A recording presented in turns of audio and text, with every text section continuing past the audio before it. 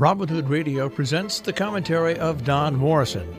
Don is a former editor at Time magazine. He's an author, lecturer, and member of the Berkshire Eagle Advisory Board.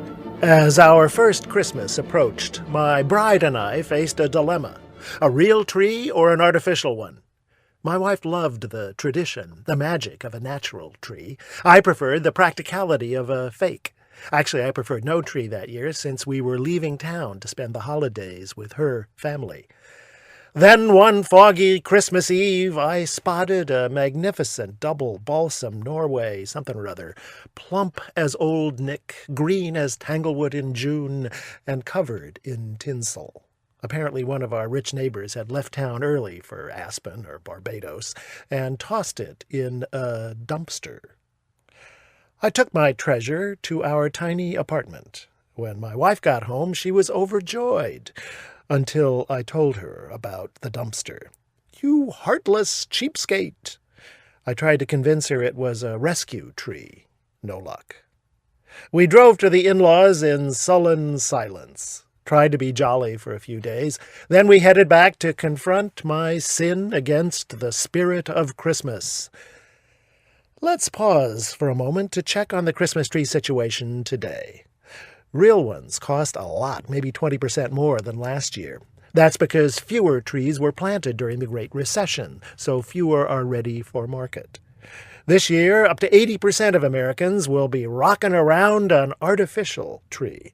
Sure, it may be plastic and made in China, but it's reusable.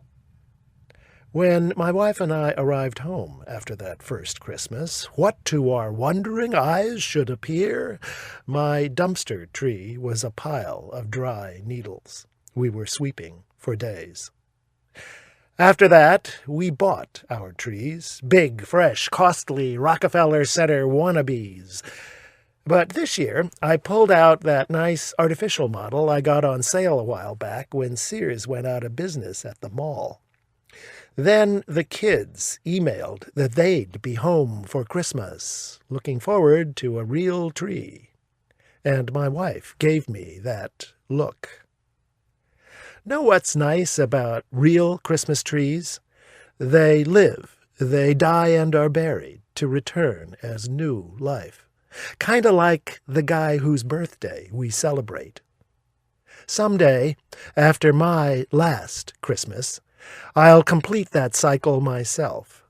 My wife has promised I will not end up in a dumpster. I'm Don Morrison.